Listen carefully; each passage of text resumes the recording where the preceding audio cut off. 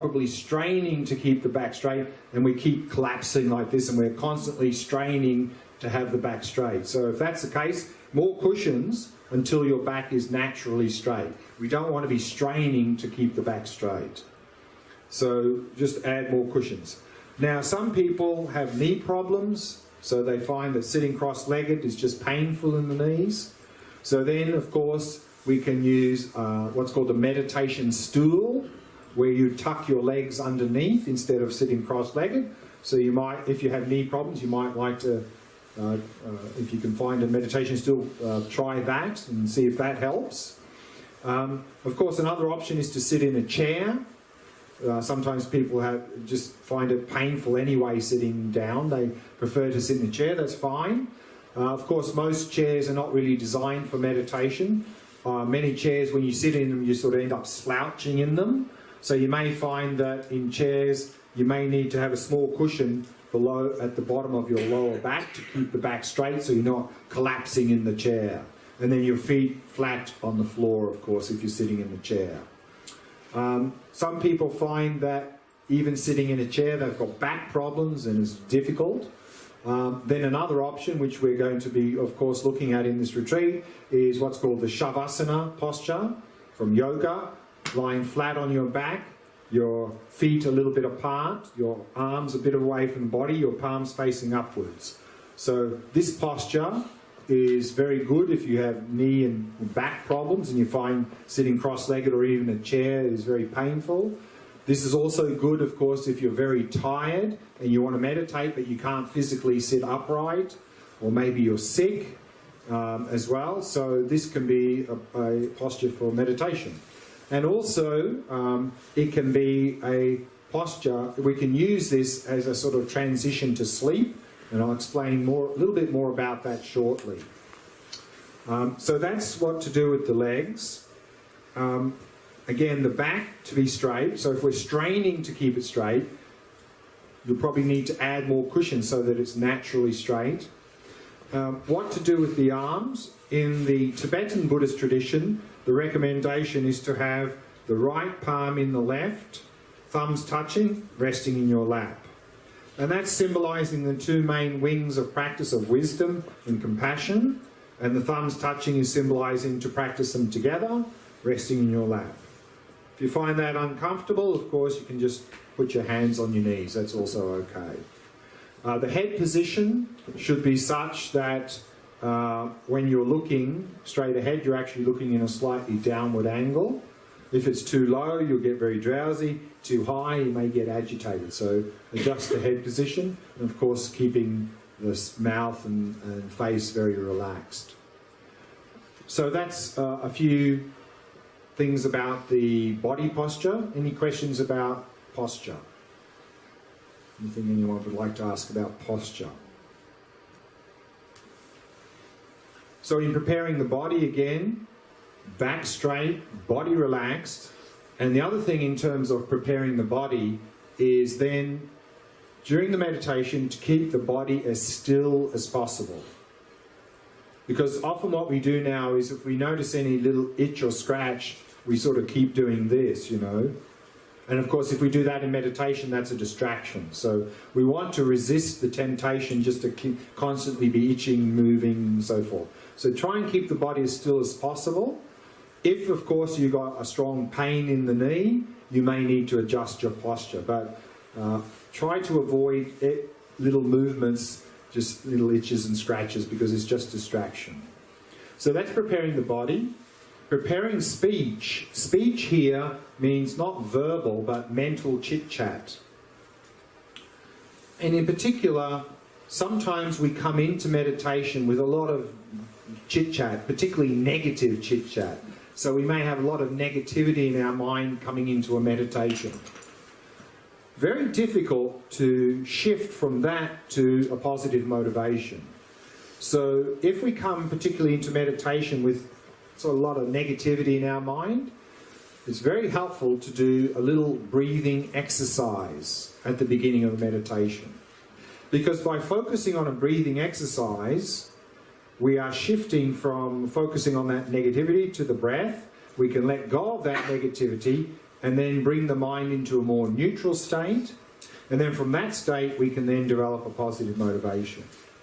This breathing exercise at the beginning of a meditation can take many forms. Some traditions talk about taking 3 deep breaths. Some traditions talk about counting 21 breaths. And the Tibetan tradition, they often talk about what's called the 9-round breathing exercise. That's a very elaborate exercise, often involving lots of visualization. All of those at the beginning of meditation have the same purpose, to bring the mind into a neutral state. And then, of course, we are to let the breathing flow naturally. In the Shamatha practice and meditation in general, we're not trying to do anything in particular with the breath. Often people feel like, particularly in this practice, they feel like we need to make the breath very subtle, very shallow, rhythmic. That doesn't work. So whatever the breath is doing, let it do it. So if it's deep, it's deep. If it's shallow, it's shallow. If it's long, it's long. It's short, it's short. If it's rough, it's rough. If it's smooth, it's smooth. Let the breath do whatever it wants.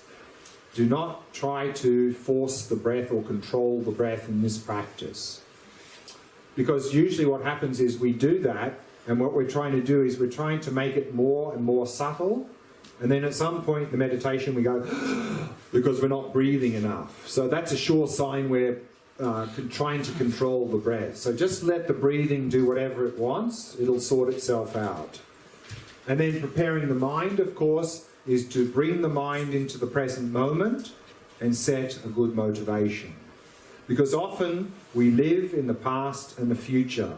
And in particular in meditation, we're living in the future. We come into meditation often sort of hoping something or wanting something to happen or expecting something to happen. So already we're sort of looking ahead in the meditation. So we want to let go of that and just be in the present moment.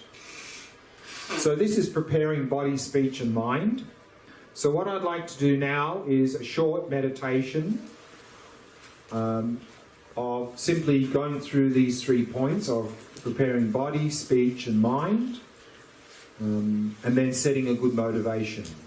So we'll do a 15-minute practice, and then I'd like to talk a little bit about the Shamatha practice before we slowly finish this evening's topic, the session. So find a nice comfortable posture and we'll do this practice.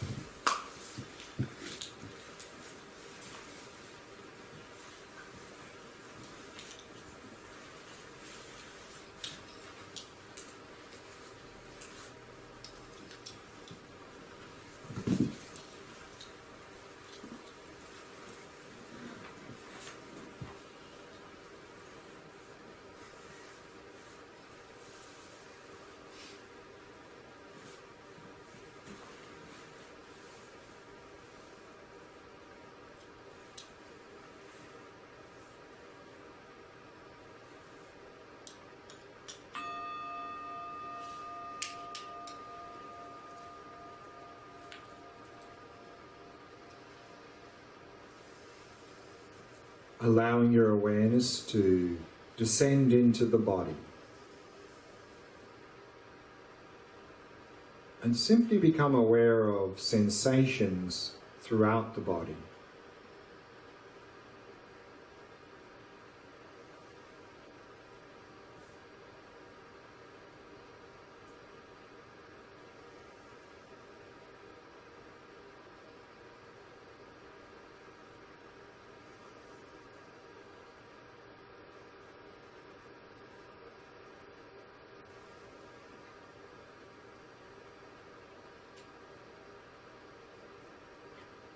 And if you notice any areas of tightness or tension in any part of the body, then use the out-breath to relax and release that tightness or tension.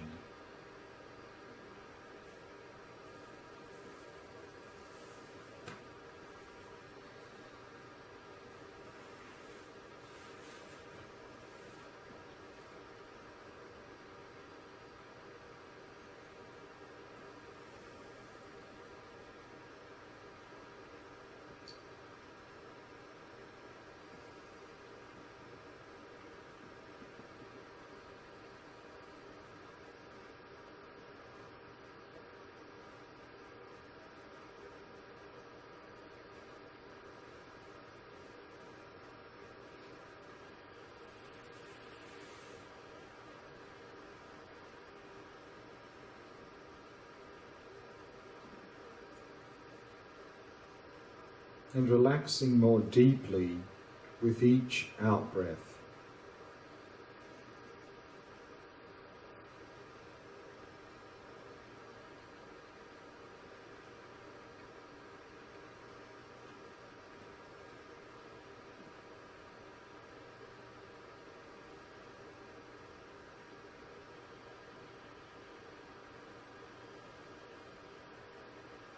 And then bringing your awareness to the area of your face.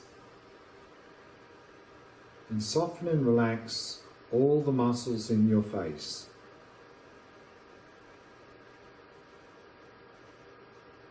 The mouth and jaw, soft and relaxed.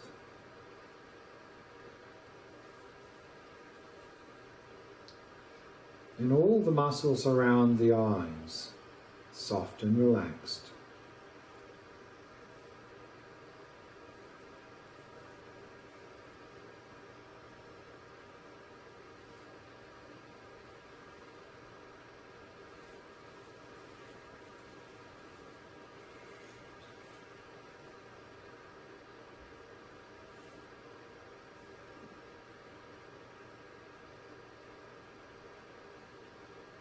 In this way, allowing the entire body to become completely relaxed, completely at ease.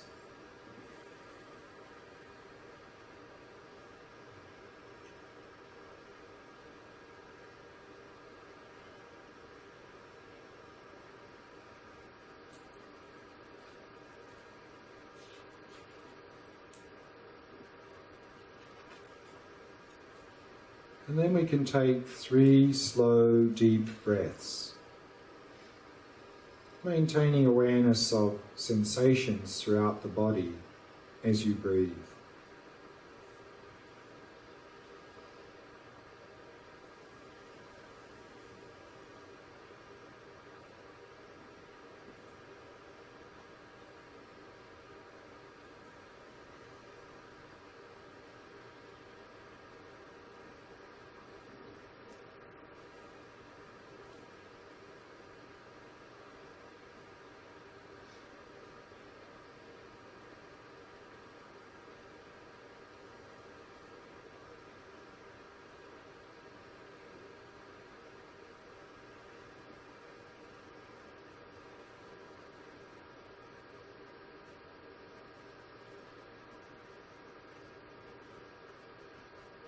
And then allow your breathing to settle into its natural rhythm.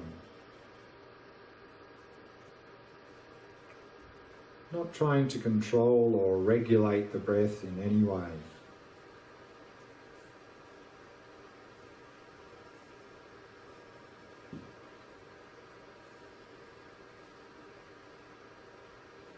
Simply allowing it to flow naturally and effortlessly.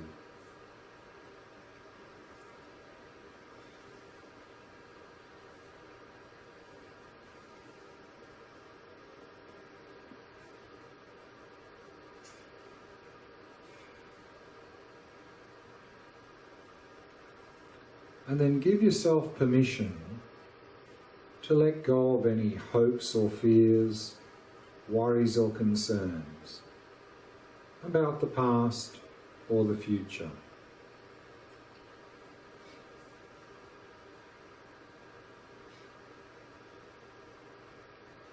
To give yourself permission to let go of all of these things for the duration of this short meditation.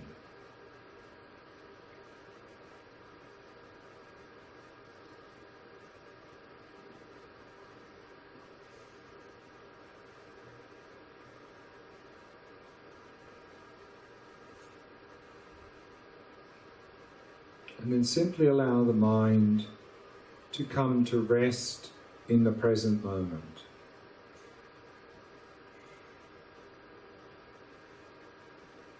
Simply focusing on the sensations of the breath throughout the body.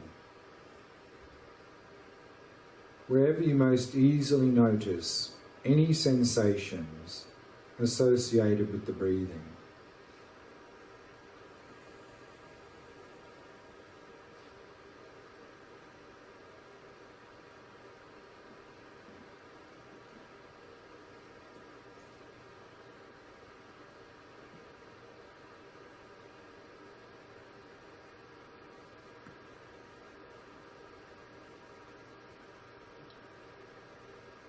And maintaining an ongoing flow of mindfulness of the sensations of the breath throughout the entire cycle of each in and out breath.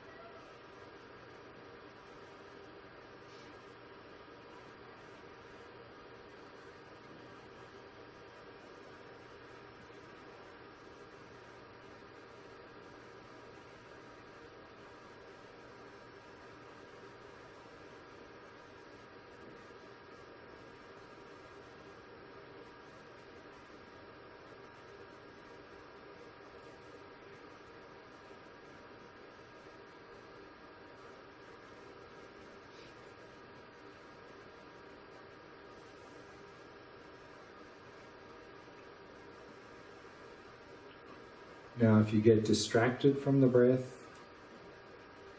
no need to get frustrated or upset. In fact, be happy that you notice you've become distracted. And then the very first thing to do is simply relax. Then release the distraction and very gently return to focusing on the breath. So relax, release, and return. Each time you notice you become distracted. Simply keep coming back to the breath again and again. Patiently and happily.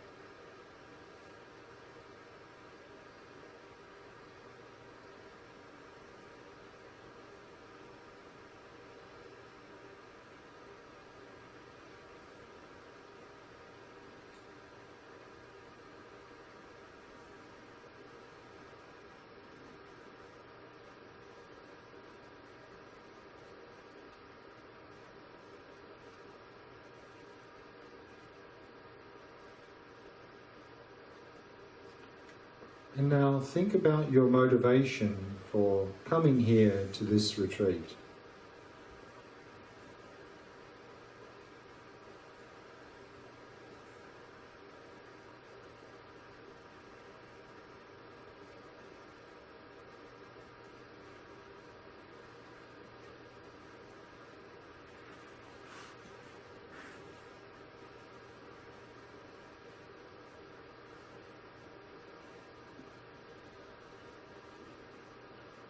And then set the best possible motivation you can for attending this 10-day Foundations of Shamatha retreat.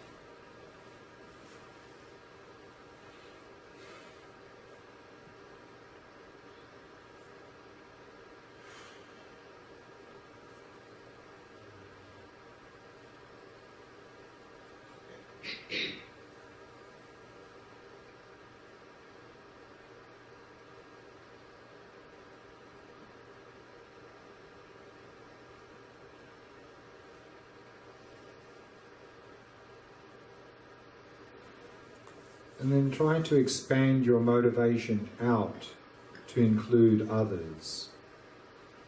That you're not just doing this for your own benefit, that you're doing it so you can be of more benefit to those around you.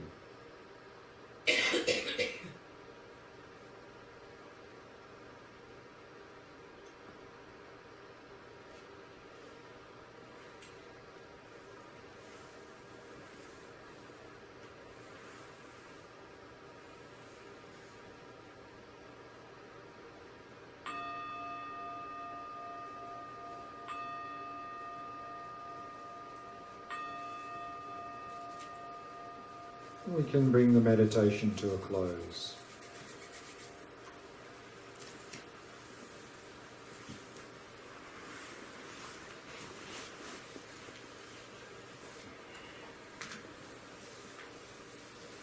Any questions so far?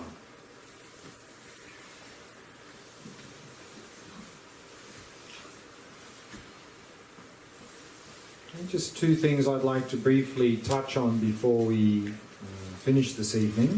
The first is, what qualities are we trying to develop or cultivate in this practice?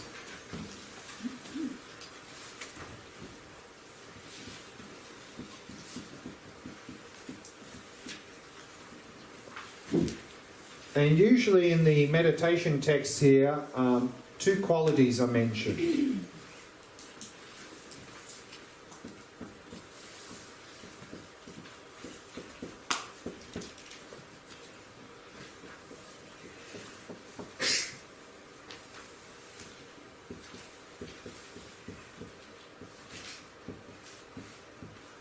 The first is that we are cultivating stability, a stable mind.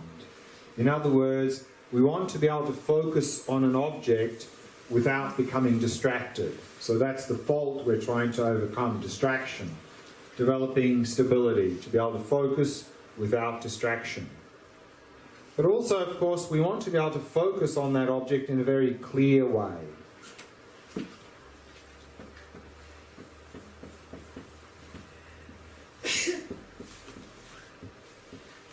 So the second quality we are cultivating is clarity, to be able to focus on the object very clearly. And of course the fault we're trying to overcome here is dullness. But I like to add a third quality into the list that normally you won't see in the meditation texts. And it's a quality I think we really need to pay attention to in our modern society. And that is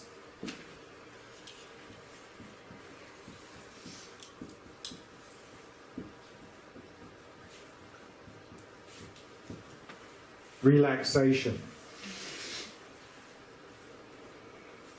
That the reality is, in our modern society we lead very hectic, fast-paced lives, constantly bombarded by stimulus. Our minds are very chaotic, and so therefore whenever we want to focus on something or some task, what we naturally do is we tense when we focus. Unfortunately, that sort of works a little bit. So if we tense, we can focus a bit. But we know from our own experience, if we focus on something with a lot of tension for a longer period of time, we become completely exhausted and often become very agitated. So this is not a sustainable way of developing focus. So the very first thing we need to do in this practice is we need to relax. We need to relax the body, relax the mind, to overcome tension in the body and the mind. So we need to cultivate these qualities in this order.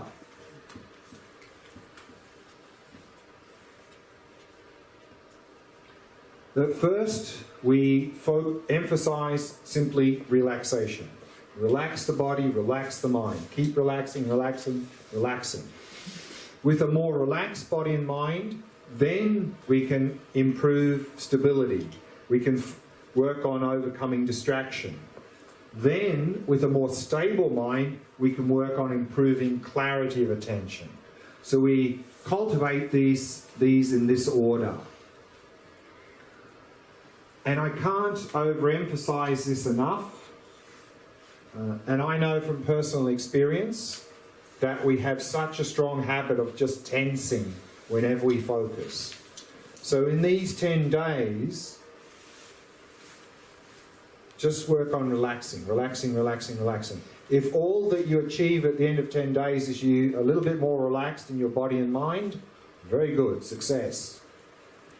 Because if we come into this practice with tension and this mind of pushing, pushing, pushing, I have to get somewhere, I have to get there now, we're going to have all sorts of problems in practice. I think the main reason we have a lot of difficulties in meditation as a beginner is simply this. We're too tight, we're too tense, we're simply trying too hard, pushing. So we need to really relax, relax, relax. So particularly in the first few days, just work on relaxation. Relaxing, relaxing, relaxing, relaxing. The more we relax, the better the basis we have for working with stability and then clarity. So these are the qualities we are cultivating in this Shamatha training. Object. What object should we use?